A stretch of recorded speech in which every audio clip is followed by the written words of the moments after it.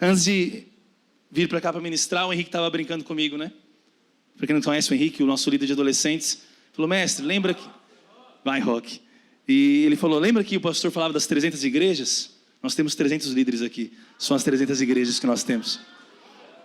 E ele liberou isso, falou sobre isso. Falou que como as palavras de Deus se cumprem da sua maneira e do seu jeito. E Deus é preparando todas as coisas. E eu estou diante então de, não simplesmente pastores de igreja, cada um tem funções, chamados, mas de pessoas aqui que representam. Eu não é um alvo numérico simplesmente, mas representam algo que vai acontecer no Brasil e nas nações, através dessa visão que o Senhor tem nos dado e tem construído isso através de nós. Amém? Pode projetar nosso slogan da nossa visão e missão, por gentileza?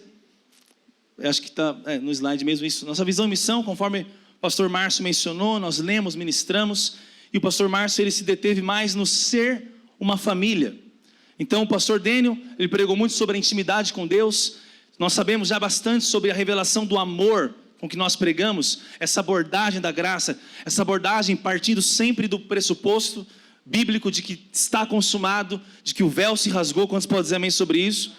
Também talvez não é distante a sua compreensão do aspecto do poder do Espírito Santo, que o Lafayette mencionou, e nós fazemos tudo com base nisso. Você percebe nossos momentos de louvor, de adoração, isso é uma coisa que está dentro de nós, dínamos. Então, essa é a parte da visão que mais está atrelada ao nosso nome, poder do Espírito Santo. Quantos podem dizer amém sobre isso? E nós cremos que a salvação do mundo depende dessas coisas, do poder de Deus atuar, o amor de Deus ser revelado. Mas eu quero falar um pouco sobre o através de discípulos que desenvolvem seus dons. Quero falar um pouco sobre discípulos e discipulado na nossa visão, dentro dos nossos valores, dentro das nossas crenças, dentro daquilo que nós acreditamos praticar e ser igreja. Nós entendemos que o discipulado e a revelação de que nós somos chamados a ser discípulos de Jesus deve ser uma realidade dentro de nós. Então, tudo que nós pregamos e abordamos, como nós ensinamos, como nós nos reunimos, sempre tem algo em vista de formar discípulos de Jesus. Amém? Então foi falado aqui na primeira palavra de forma muito clara pelo pastor Daniel, a revelação de que nós fomos feitos à imagem e semelhança de Jesus. Amém? Quantos são como Cristo? Diga amém bem forte. Amém. Portanto, você precisa ter sempre isso no seu radar, tanto na sua vida, não como uma cobrança, não como uma comparação negativa, como uma inspiração. Cristo é o padrão, Cristo é o modelo, mas também como Paulo falou: olha, eu tenho dores de parto para que Cristo seja formado em vós, na igreja. Então nós sempre temos em nossos alvos, em nosso radar, nossa forma de avaliar o resultado e o êxito de uma obra, o fazer discípulos de Jesus. Nós poderíamos pregar inúmeras palavras, inúmeros ensinos sobre esse tema. Então eu quero ser didático com você, mas também de alguma forma inspirativo, para que nós possamos entender o porquê que nós cremos no discipulado, o porquê que nós entendemos que devemos ser discípulos de Jesus. E navegando entre os versículos e o conteúdo que nós vamos estudar aqui, nós podemos ser inspirados nesse sentido. Quantos podem dizer amém? Então, falei rapidamente um pouco da nossa visão e missão, e quero enfatizar a parte do discipulado, amém? Muito bem, abra sua Bíblia lá em João 15, versículo 9 em diante. A Bíblia diz o seguinte, lá em João 15, do verso 9 em diante, algo que sempre me marca muito. Eu os amei como o Pai me amou. Jesus está falando com os discípulos. Permaneçam no meu amor. Diga assim para quem está ao seu lado: o Pai te ama muito e deseja que você permaneça no amor dele. Muito bem. Quando vocês obedecem aos meus mandamentos, vocês permanecem no meu amor. Olha o contexto. Assim como eu obedeço aos mandamentos do meu Pai e permaneço no amor dele. Eu lhes disse estas coisas para que fiquem repletos da minha alegria. Sim, sua alegria transbordará. Esse é o meu mandamento. Aí ele explica que mandamento é esse no qual devemos permanecer. Amem uns aos outros como eu amo vocês. Diga uau. Não existe amor maior do que dar a vida por seus amigos. Diga aleluia. Olha o ambiente e as palavras que Jesus está usando para gerar o que ele quer gerar no ambiente dos discípulos. Em João 15, Jesus, você conhece muitos trechos de João 15, sobre dar fruto, sobre permanecer no Pai, permanecer na palavra, mas há uma ênfase no ambiente de discipulado que Jesus está produzindo. Olha o que ele diz mais. Vocês serão os meus amigos se fizerem o que eu ordeno. O que ele acabou de ordenar? Amem uns aos outros como eu vos amei, dando a vida uns pelos outros. Então é o seguinte, vocês são meus amigos se vocês aprenderem a ter amigos também e dar a vida por eles. É o que o texto está dizendo. Olha que interessante. E aí ele diz, eu já não os chamo, verso 15, de escravos, pois o Senhor não faz confidências a escravos. Jesus está dizendo, olha, o fato de eu estar revelando o meu íntimo, o meu coração, é porque eu quero deixar claro para vocês, que eu não tenho a intenção de edificar uma obra que não seja como uma família, e que tenha a amizade como um ambiente da nossa liderança. Ele está dizendo, olha, se eu estou contando coisas do meu coração, então, o que nós podemos entender com esse texto? Que o que Jesus está falando aqui é do mais profundo íntimo do seu coração. É a mais profunda intenção de Jesus para com você ser um discípulo, porque é sobre o texto, João 15, fala que isso glorifica o Pai, sobre os frutos que ele está dizendo que nós podemos dar para ele, mas a maneira com que isso é feito. Isso é incrível, não sei como tem gente que conseguiu distorcer esse capítulo e produzir outro ambiente com esse texto, mas essa é outra pregação. Então, olha só, vocês não me escolheram, eu os escolhi. Eu os chamei para irem e produzirem frutos duradouros. Vem comigo aqui rapidinho. Ele está explicando que ele não está falando da fórmula para dar resultados. Tem muitas. Muitas. Ele está falando da forma para dar fruto duradouro. Não é sobre encher um estádio, ou encher um prédio, ou encher algo. É sobre um fruto duradouro. Você pode dar resultados sem esses princípios, mas você não vai dar frutos duradouros sem esses princípios. Quantos podem dizer amém sobre isso? E ele diz, esse é o meu mandamento. Ele termina falando de novo, para ficar claro, para não inventar outras regras, não inventar outras leis. Este é o meu mandamento, amem uns aos outros. Está mais claro do que isso? É impossível. Ficou muito claro para nós. Então, nós podemos entender que o discipulado é a plataforma viva onde o amor pode ser revelado, experimentado e praticado. Então, o discipulado, ele simplesmente é, no ambiente da igreja, uma plataforma que vai o quê? Viabilizar a prática bíblica do amor. Por quê? Vamos ser claros aqui. Nós estamos falando sobre uma visão. O que vai tornar a visão prática e não uma teoria? Então, por exemplo, o ser. O pastor Márcio estava falando sobre o ser. E o ser, ele enfatizou demais o aspecto individual. Agora imagina, a pessoa vem culto após culto e ela ouve, você é único, você é especial, você pode fazer coisas incríveis, você é amado por Deus de uma forma individual, você é visto por Deus de uma forma individual, algo que você pode fazer e lá, e muito bom. Mas deixa eu te falar uma coisa, a igreja é o corpo de Cristo, é a manifestação de Cristo. Como que nós experimentamos das verdades da Bíblia? Através da igreja.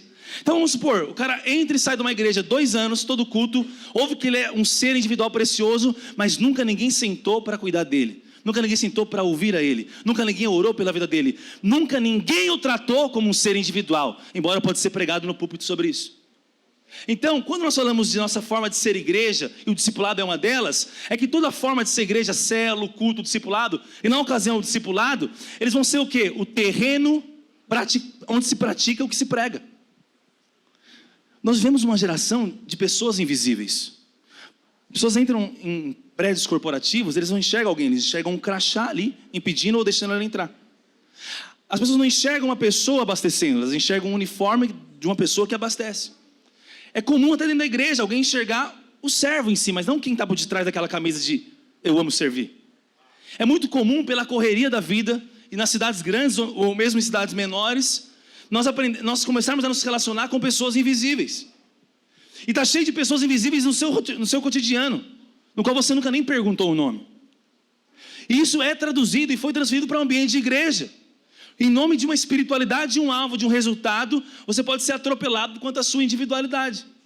Quando nós temos um projeto que vai dar um relatório individual para uma mãe, está querendo dizer, eu não estou a fim de fazer um projeto que a cidade vai conhecer, que o vereador vai vir aqui cortar um cordão e dizer, está inaugurado, agora o prefeito está aqui. Não, é que eu estou preocupado com cada pessoa.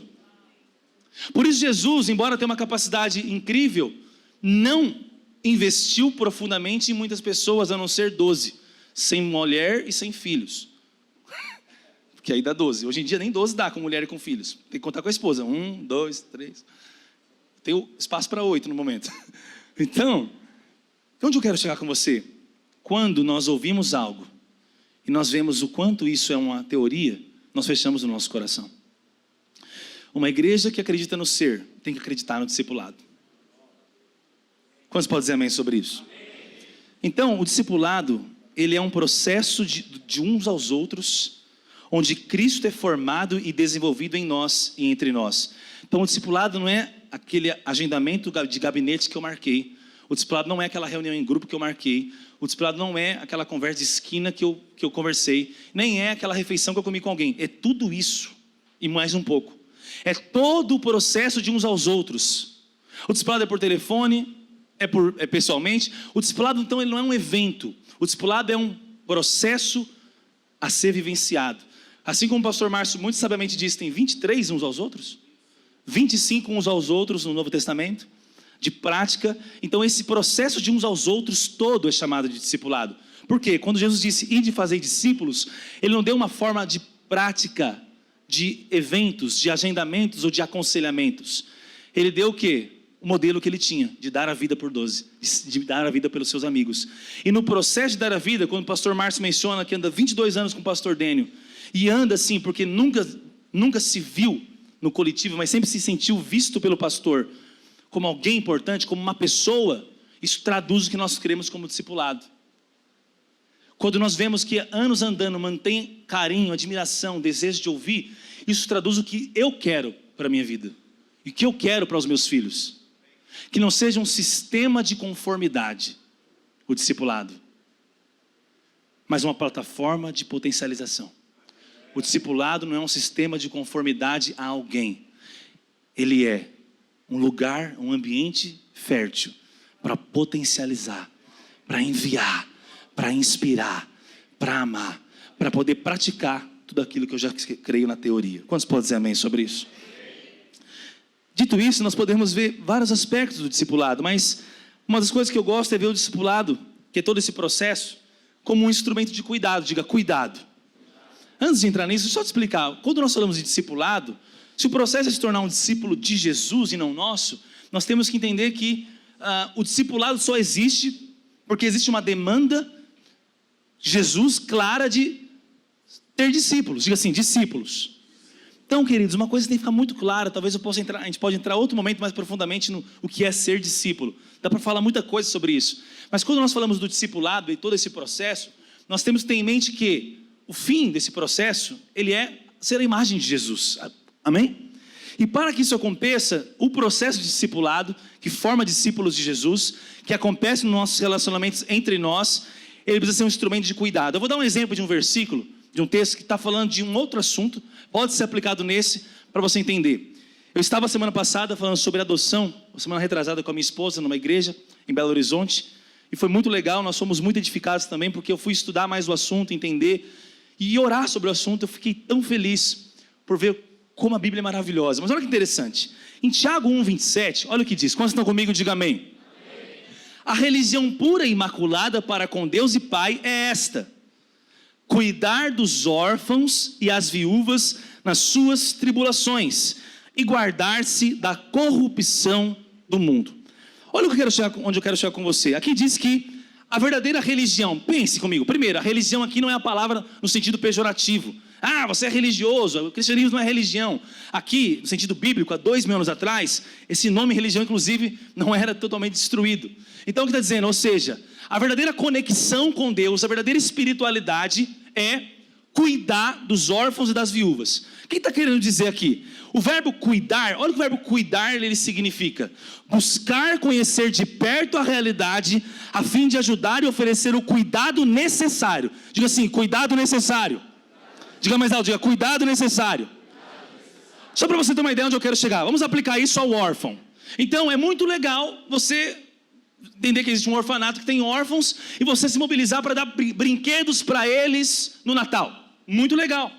É muito legal você, por exemplo, passear um dia com alguém que talvez não tenha os pais e você supriu algo ali. Agora deixa eu te falar, o que um órfão, no caso do texto, mais precisa? O que é necessário? Paternidade, uma família. Ou seja, então o cuidar da Bíblia aqui dos órfãos, está falando de adoção, por exemplo. Onde eu quero chegar falando disso aqui com você? Assim também com a viúva, que está totalmente desamparada. Por isso que a Bíblia está falando desses dois. Não é que você tem que ficar só atrás de órfão e viúva. É o princípio espiritual de você prover o cuidado que a pessoa necessita. Então o discipulado é um instrumento de cuidado. Ou seja, não o cuidado que eu quero fazer para que a minha igreja cresça. Não a reunião que eu tenho que marcar com a pessoa para cumprir uma tabela. Não o discipulado mecânico que tem que ser feito para preencher um relatório. Mas simplesmente eu entender, como Jesus entendeu. Eu sou um instrumento de cuidado na vida dos discípulos. Em João 17 ele vai dizer, Jesus está orando ao Pai. Pai, os que o Senhor me deu, eu não perdi nenhum. Ou seja, ele cuidou, conforme o verbo cuidar pede. Aproximar-se. Qual que é a necessidade de uma geração sem referenciais? Proximidade, relacionamento, amor. E sobretudo a nossa geração que está tão afastada dos relacionamentos profundos, tão afastada do calor.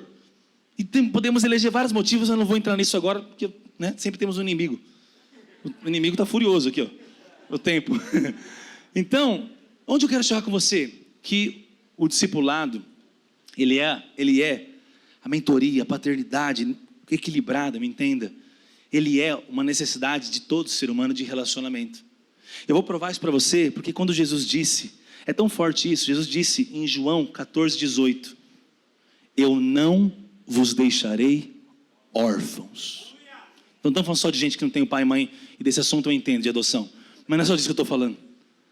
A orfandade, se você for ver paternidade, tem a ver com mentoria, tem a ver com direção, tem a ver com referência, tem a ver com influência. Isso é automático. Nós precisamos de pessoas que nos inspiram. De pessoas que são um instrumento de cuidado em nossa vida. Agora, sabe por que no contexto histórico Jesus disse, não vos deixarei órfãos? Era comum, Jesus era um rabino. Ele era um mestre da lei também formado. Por isso eles chamavam ele de rabi. E os rabinos, os mestres, tinham seus talmidins, ou seus discípulos. Vamos usar mestre e discípulo, amém? E era muito comum, quando um rabino morria, os discípulos que andaram tantos anos com ele, por tão próximo que era esse caminhar, isso já estava no coração de Deus, porque Jesus fez discípulos nessa terminologia, dentro do judaísmo, é que ele chama os discípulos, amém? Por isso ele navegava entre sinagogas, entre ambientes que tinham religiosos, era o contexto de Jesus. Então Jesus tinha visto o seguinte, olha, eu vou morrer. E eles chamavam culturalmente, na cultura judaica, todo discípulo de um rabino que morreu era chamado pela sociedade inteira de órfão, de tão parecido que ele tinha se tornado com o rabino. Ele tinha todos os traços e características de alguém órfão. Por quê? Ficava meio que sem norte, sem direção. E aí Jesus falou, eu não vos deixarei órfãos, eu enviarei o Espírito Santo, o Consolador. É por isso que é o Espírito Santo lá em Romanos 8 que diz, pelo qual nós clamamos, Abba Pai. A paternidade que você consegue ter de Deus, você consegue pela mentoria do Espírito Santo, pelo discipulado do Espírito Santo. Então o primeiro discipulado acontece entre o Espírito Santo e você, porque ele é o Paracletos, auxiliador, encorajador, consolador. Diga aleluia por isso. É por isso que Jesus nunca nos 3 anos mandou eles fazerem discípulos, porque ninguém pode fazer discípulos sem o Espírito Santo dentro de si. Jesus só falou, ide fazer discípulos quando ele assoprou sobre eles. Agora que eles tinham o Consolador, que eles não estavam mais órfãos, eles poderiam mentorear. Portanto, ninguém pode discipular se não é discipulado. Primeiro pelo Espírito Santo, depois por aquele que o Espírito Santo colocou na vida dele. Diga amém. Jesus nunca falou, nem prega o evangelho, nem faça discípulos. Ser testemunha era depois do Espírito, e fazer discípulos é depois do Espírito. Ele disse, vocês podem discipular quando tiverem o Espírito, eu não vos deixarei órfãos. Agora, o que eu posso concluir? Uma igreja cheia do Espírito Santo não pode ser uma igreja de órfãos, de discipulado.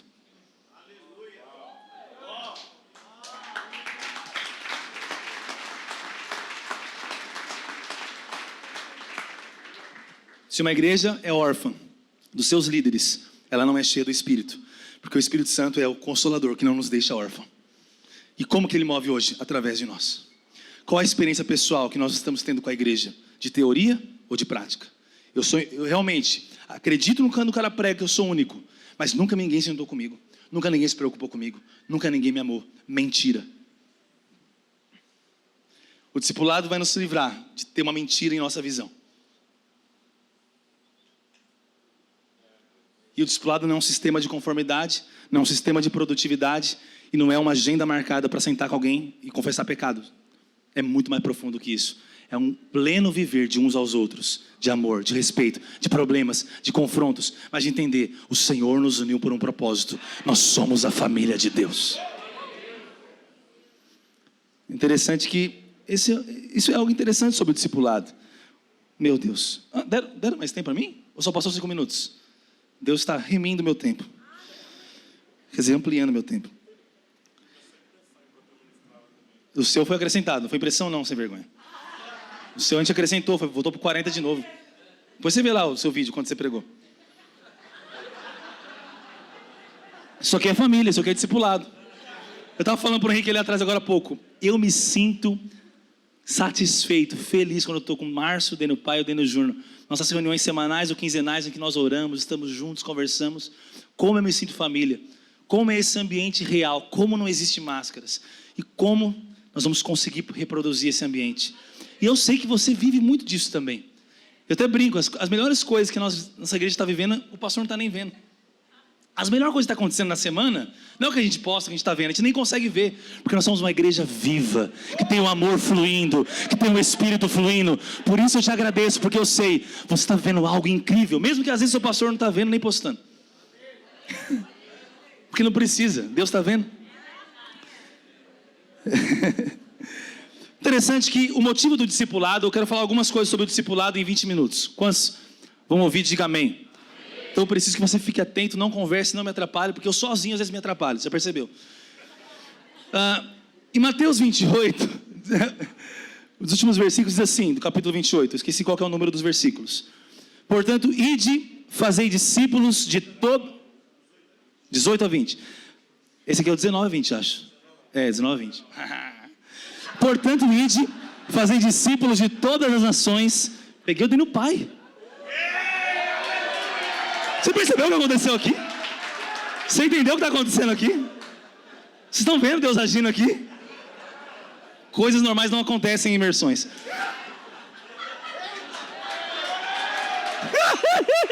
Vamos aplaudir Jesus para o Márcio esquecer a vergonha que ele passou.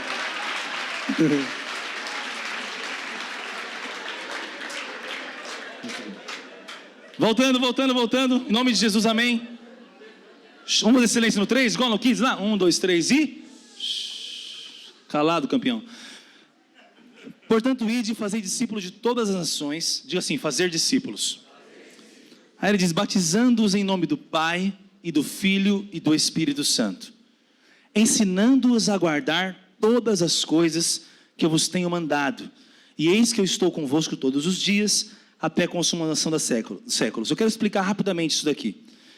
Nesse texto, Jesus está dando a grande comissão. Diga, grande comissão. Todo cristão tem que ter em vista essas importantes e últimas palavras de Jesus diante dos discípulos. Amém? E ele diz muito claro, vocês vão fazer discípulos de todas as nações. E ele ensina como? Vocês vão batizar. Então o que é o batismo? O batismo, quando estão comigo?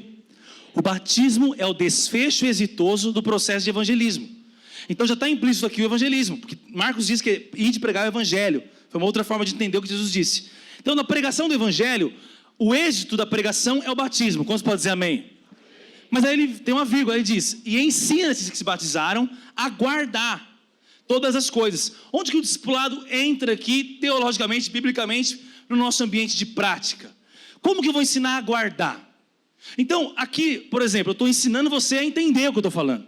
Aí você entende, você diz amém, aleluia, dá risada, bate palma, depois você ora por alguém. Mas onde você vai guardar o que você ouviu? No seu dia a dia, no qual eu não vou poder te ensinar a guardar. Ou seja, eu posso te ensinar, mas não posso te discipular. Nesse tom. Então Jesus disse, olha, esses que se batizaram, ensinar a guardar é o quê? É na prática, errando e acertando no dia a dia em que eu pratico esse estilo de vida. Quantos podem dizer amém sobre isso? Aí ele diz, eu estou convosco todos os dias para isso, até a consumação dos séculos. Então, nós não temos dificuldade de entender que Jesus está conosco com poder, com convencimento de pecado, enquanto nós evangelizamos. Nós não temos dificuldade de entender que o evangelismo não vai ter o seu efeito de batismo sem o poder do Espírito. Por quê? Jesus disse, para isso, fazer discípulos, batizar e ensinar a guardar, ou seja, o processo completo, eu estarei convosco. E nós não temos dificuldade de falar, eu preciso dar unção para pregar no encontro, eu preciso dar unção para evangelizar na rua, igual o Aidan, eu preciso para orar pelo enfermo. Mas é o mesmo Jesus que disse, também estou com vocês para ensinar a guardar. Ou seja, o discipulado não é um processo sem Jesus, não é um processo que eu discipulo sem Jesus. Eu não sou um substituto de Jesus para ensinar algo a alguém. Eu sou um representante da unção, da presença, da vida dele está fluindo em mim. Então, palavra de sabedoria, palavra de conhecimento, encargo, compaixão, disposição, recursos. Jesus está envolvido até a cabeça no discipulado da igreja. E você não vai ver o agir do discipulado. Existe um sobrenatural no evangelismo, e existe um sobrenatural do discipulado. De você falar, a pessoa buscou todo tipo de ajuda, não mudou. Mas eu creio no processo de discipulado. Não é uma palavra mágica que eu vou usar, não é uma oração macabra que eu vou fazer. Vai ser uns aos outros. Porque se mantemos comunhão uns com os outros, o sangue de Jesus nos purifica de todo pecado. Perdoado você já está. Mas o purificado é o processo de transformação, conformação a Cristo, que acontece uns aos outros, enquanto o sangue está passando, o fluir está passando. Quando nós entendemos isso, Ele está conosco nisso, nós entendemos que o discipulado está formando Cristo, e as pessoas estão impactando o seu mundo. Perceba a influência, a transformação das cidades e nações, são depois que os discípulos desenvolveram os seus dons. Mas o ambiente em que discípulos desenvolvem seus dons por que no discipulado? Porque ele é todo o processo, desde o ensino até a prática. Quantos podem dizer amém sobre isso? Então, não deixe de entender esse princípio que é muito importante. E quem eu discipulo, além daqueles que nasceram de novo? Porque eu não posso discipular quem não tem o Espírito. Jesus também disse isso. Vocês vão fazer discípulos depois que eles já tinham o Espírito. Mas eu discipulo quem pode dar para os outros. Olha só o que diz em 2 Timóteo 2,2. Abra sua Bíblia aí em 2 Timóteo 2,2. Vou abrir aqui no meu celular. 2 Timóteo capítulo 2, verso 2. Olha que interessante. Você me ouviu ensinar verdades confirmadas por muitas testemunhas confiáveis. Agora ensine-as às pessoas de confiança que possam transmiti-las a outros. Diga aleluia. A lógica do discipulado. Por que ele funciona? Por que ele é tão importante? Porque à medida que nós vamos ter pessoas mais próximas, nós podemos, olha só o que eu vou falar, me entenda. Nós podemos ter pessoas que vão tomar o nosso tempo à toa e pode se tornar algo disfuncional. Porque você sabe, a gente tem falado muito sobre se desvincular de uma geração em que tem ditadores na liderança. Mas não podemos cair no outro extremo, dos ditadores estarem nas cadeiras, de gente funcionando em função de agradar a todo mundo. Parece que é uma tônica dessa geração, né? É tanto amor próprio, tanto egoísmo, que a gente pode cair de um extremo no outro e ser refém da opinião de todo mundo e não ser nada no fim. Então, Paulo foi claro, o discipulado é para quem tem coragem de transmitir isso para outros. Não é quem está com mimimi, quem está querendo só você com um negócio doentio emocional. Ele está sendo claro. Você vai escolher pessoas que podem dar para outros. Você vai investir mais tempo, mais recursos, o seu encargo em pessoas que estão tocando outros. Perceba, não é um alvo egoísta. Você não vai investir em quem pode te dar retorno. Você vai investir em quem pode abençoar outro. Não existe um cunho egoísta aqui nisso. O que existe é um espírito que flui de intencionalidade. Nós somos chamados a alcançar o mundo, nós somos chamados a ganhar o mundo, nós somos chamados a pregar o evangelho, e para isso acontecer, a estratégia de Deus é o discipulado. Então procure homens fiéis, gente de confiança. Eu amo a todos, eu estou disponível para todos. Existe um ser, existe o tempo para cada um. E no nosso manual, você vai receber na Cultura Dínamos, nós falamos lá sobre isso, sobre como diferenciar o discipulado que eu dou para o novo convertido, como lidar com aquele que nem converteu ainda e está vindo. Ele não é discipulado, mas como servi-lo. Todos vão ser servidos, todos vão ser amados. Mas o nível de discipulado produtivo não é um produtivo para a minha pirâmide, é um produtivo para a expansão do reino de Deus. Mas é produtivo, mas gera resultado, mas é mensurável. Olha, foi muito claro, vocês vão ensinar outros que vão ensinar a outros.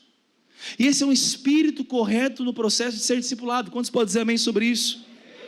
Então, sem esse princípio, sem essa autoridade que o Senhor deu, e sem essa lógica, você não vai a lugar nenhum com o discipulado. Qual que é a base do discipulado? Então, Gálatas 4,19, Paulo fala que ele tinha dores de parto para Cristo ser formado. Então a base do discipulado, em 1 Coríntios 11,1 também diz que sede meus imitadores como eu sou de Cristo, é isso? 1 Coríntios 11,1, eu estou falando porque eu anotei, tá? Não sou igual dele no pai ainda não. Mas às vezes tem anotação, eu pergunto para ele se está certo. Mas interessante que então, peraí, olha o que aquele que falou sobre discipulado está dizendo, Paulo. E Paulo já foi bem falado aqui no nosso meio hoje.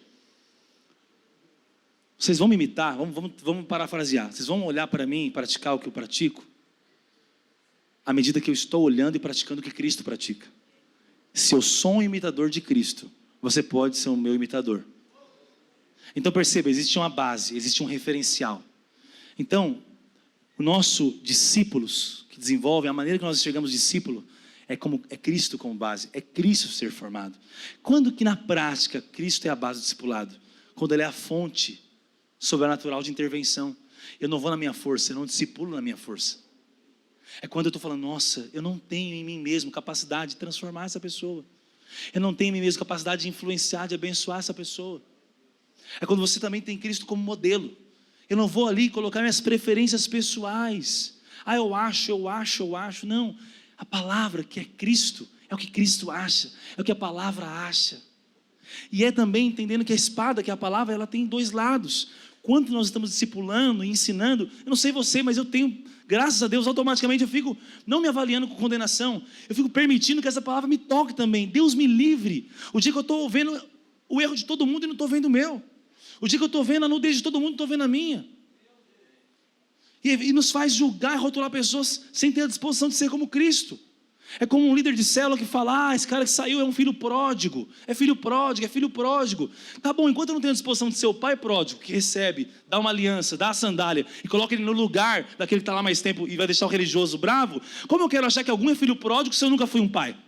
Não existe filho pródigo para quem nunca foi pai. Tem líderes que fazem isso. Então entende, não tem lógica, não há entendimento nisso. Por quê? É quando a luz só serve para o outro.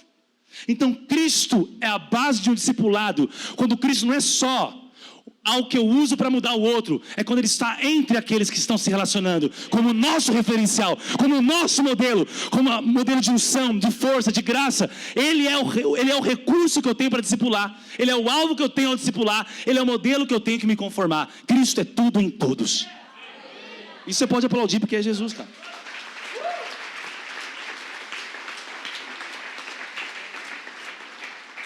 Nunca posso esperar semelhança com Jesus sem deixar que Jesus me transforme. Entende? Deixa eu mudar de assunto antes que eu fale groselha. E qual que é o nível de discipulado que eu posso ter com as pessoas? O nível de discipulado é sempre como Jesus fez. Você tem um Jesus que é o mesmo Jesus num tipo de relacionamento com a multidão, um tipo de relacionamento com os discípulos e um tipo de relacionamento com os discípulos mais próximos. Eu sei que alguns falam seguidor ocasional, discípulo, mas eu quero falar assim com você. Então, Jesus teve a multidão, Jesus teve os seus 12, mas tinha os seus 3. O que define a intensidade do discipulado? Nós temos isso no nosso manual também. A intensidade com que o outro vive a vida cristã. E o desejo que o outro tem. O primeiro padrão para o discipulado é o que Jesus disse: se alguém quiser e vir após mim. O querer é dado por Deus, segundo a Bíblia. Então, se eu discípulo que ainda não quer, eu estou forçando a barra, eu estou querendo exigir uma luz que nem Deus deu para o cara. A luz, então eu não tenho que ficar colocando goela abaixo o que eu acho, o que eu penso, ou o que a igreja pensa naquele momento, em todo mundo. O discipulado, ele vai diferenciando o nível de investimento que cada um tem. E não é definido pela minha escolha própria, não é definido pelo meu gosto próprio, eu gosto mais desse, esse tem mais dinheiro, ou esse tem uma casa na praia. Não, pelo amor de Deus, não. Mas é definido pelo desejo, pela inspiração, pela fome. Então você que acha que não está sendo bem discipulado, em vez de achar isso, por que você não pensa o quanto você tem demonstrado desejo? Enquanto tem pessoas aqui famintos sentados, tem outros conversando lá fora. É um nível de desejo que eles estão expressando. E é óbvio que a longo prazo vai ter diferença na recompensa, vai ter diferença na proximidade. Não porque alguém escolheu, é porque nós o tempo todo estamos entrando ou saindo de lugares que Deus tem para nós. Sabia disso? Porque não tem como, não tem neutralidade nesse princípio. No discipulado não tem neutralidade. Quem quiser e vier, tome a cruz. Mas só se você quiser, então eu não estou obrigando ninguém. Então mesmo esse versículo que parece ser confrontativo, é extremamente maravilhoso, porque é o que o outro quer. Não é doloroso, porque é por paixão, é por amor. É respeitando a luz que cada um tem, e não sistematizando conformidades a mim mesmo ou a alguém, mas percebendo o que o Espírito Santo está fazendo. É muito mais fácil pastorear assim. Ele faz tudo. Ele coloca o desejo no cara, me dá a ferramenta para abençoar o desejo do cara, ainda usa o desejo do cara e a unção do cara para abençoar o meu ministério e vice-versa. E tem gente reclamando da vida da igreja ainda, igual eu às vezes. Diga assim, aleluia. E por fim, tá certo? Não, eu só preciso de 5 minutos mesmo. Tá certo mesmo? Para mim eu tinha perdido mais tempo.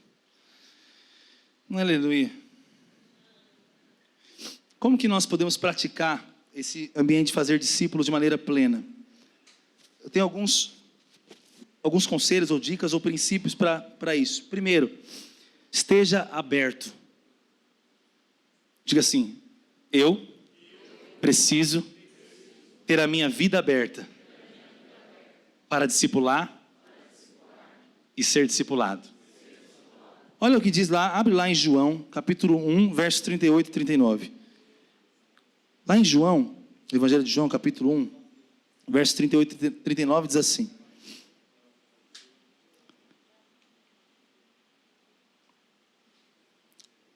Jesus olhou em volta e viu que o seguiam, e perguntou: o que vocês querem?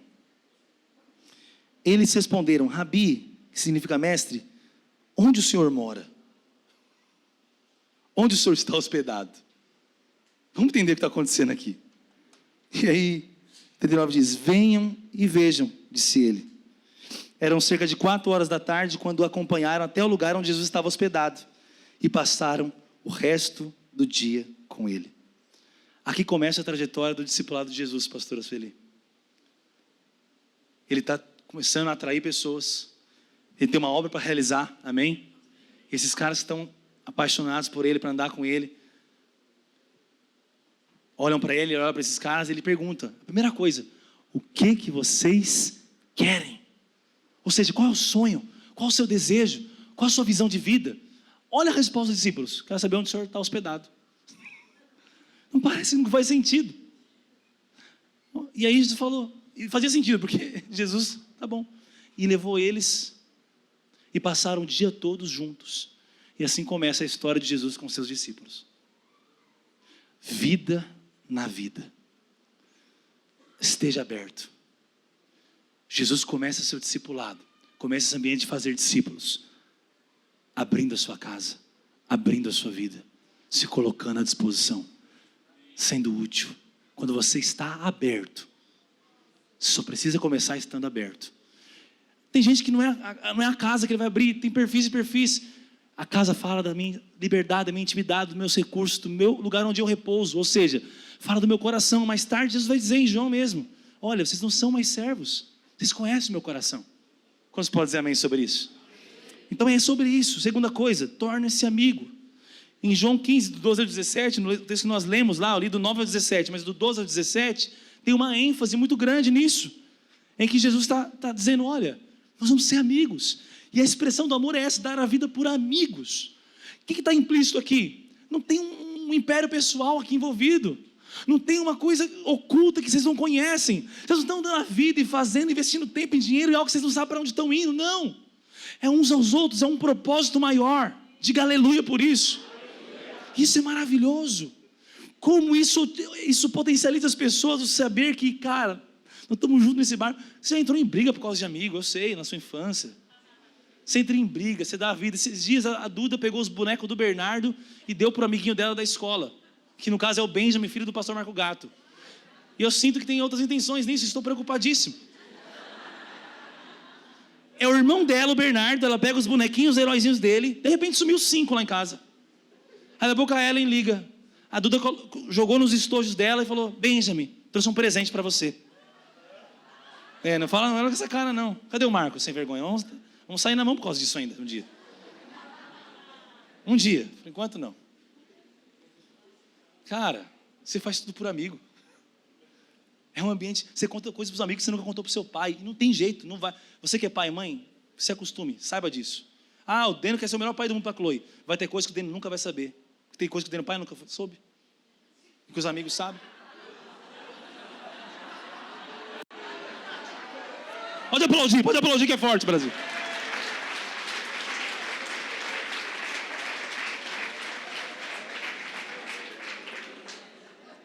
E Jesus sabia disso.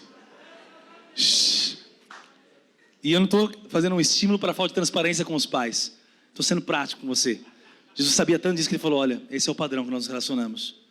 Eu não chamo vocês de escravos e servos. Eu vos chamo de amigos. Mas só se fazer o que eu mando. Aí parece que ele mudou de opinião. Não, o que ele acabou de mandar? Faz isso por outros. Por isso nós cremos que somos discípulos e devemos discipular. Diga aleluia por isso. Amém?